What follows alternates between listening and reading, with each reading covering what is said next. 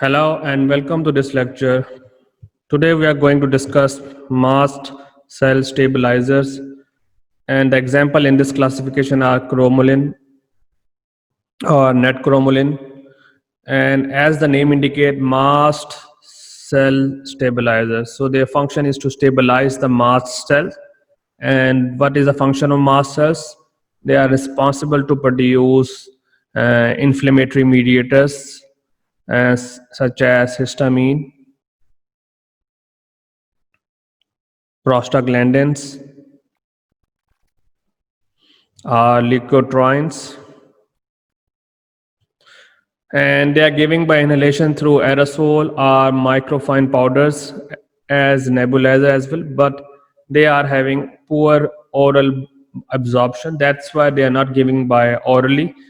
They are given through aerosols, and they are also not bronchodilators because they are mast cell stabilizers and they work as an anti-inflammatory. They are not effective in acute asthma.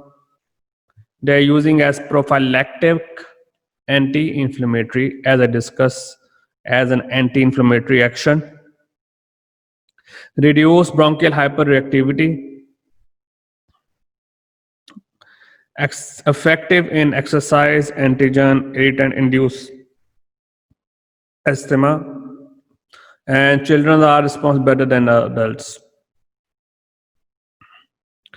So it is used as prophylactic therapy in asthma, especially in children for allergic rhinitis and conjunctivitis. But they are having the side effects such as the taste is not good, they are having a bitter taste, then minor respiratory tract irritation also occur, burning sensations or nasal congestion also are the side effects of this drug. Then we have leukotrienes antagonist. They are produced by the action of 5-lipoxygenase on the arachidonic acid.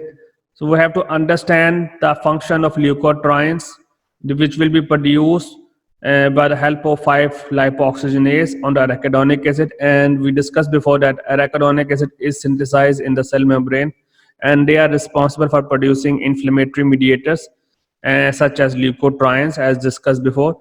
And what happened that these drugs are leukotriene antagonists, so it means they are blocking the leukotriene effect. And how? By stopping the synthesis of leukotrienes through arachidonic acid pathway.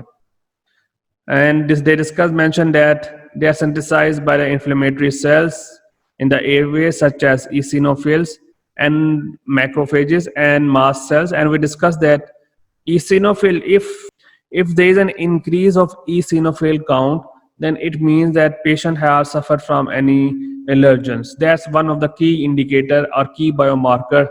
And if you remember the pathology and the histological features or histopathology, the high level of eosinophil count will give you indication of an allergy. And what happened that it will be produced with the help of arachidonic acid pathway, and these drugs are trying to block that pathway. That's it. They are very simple mechanism of action. So we mentioned also that we have some other mediators like leukotrienes B4, which will be produced through chemotaxis of neutrophils. Then we have cysteine leukotriene C4, D4, E4.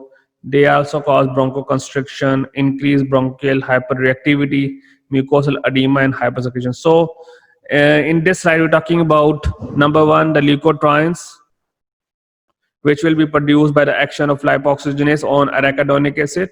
Then we discuss the leukotrienes will be produced, and then cysteine, leukotrienes, C4, D4, and E4. So they are all inflammatory mediators. What this drug is doing, this drug's blocking these all three mediators. The drugs that are explained in leukotrienes antagonists are zafirlocast, montelocast, and pranleucast. So to memorize the name of the drugs, please remember the suffix, which is leucast. So use this suffix to memorize them, and you can make the keywords such as Z for Zafir Lucast, M for Monty Lucast, P for Prun Lucast, and you can make your own abbreviations to memorize them. And they mentioned that they are selective and reversible antagonist uh, of cysteine leukotriene receptors. So it act on the this cysteine leukotriene receptors, but they are reversible. They can be taken orally, which is better because we have most of the drugs that are present generally to treat asthma are taken as inhalants, but this drug has taken orally.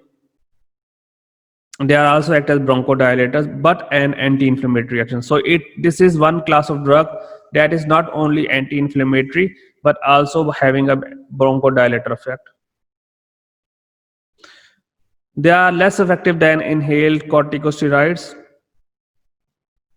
and they have glucocorticoid sparing effect, which means that it can potentiate the corticosteroid action. The uses of leukotriene receptor antagonist, they are not effective to relieve the acute asthma, so it means it is used for chronic asthma, or used for prophylaxis of mild to moderate asthma, or drug-induced asthma such as aspirin, or antigen or exercise-induced asthma. It can be combined with glucocorticoids with low dose of glucocorticoids, because if we use high dose of glucocorticoids, it may produce some side effects, as discussed before, that it can potentiate corticosteroid action. So we can use them as low drugs as an additive effect. Side effects are elevation of enzymes, especially liver enzyme, then headache, then dyspepsia. Then we have anti-IgE monoclonal antibodies such as omalizumab, and we know the first thing that when an allergen exposed, there will be production of IgE, immunoglobulin E. And what happened that these immunoglobulin E bind with the mast cells. That's the first thing that we discussed in the beginning. So what these drugs are doing, how we approach, we are giving anti-IgE, mean against IgE. We are trying to stop this production so that they will not bind and then they will not initiate the reaction or producing the inflammatory mediators.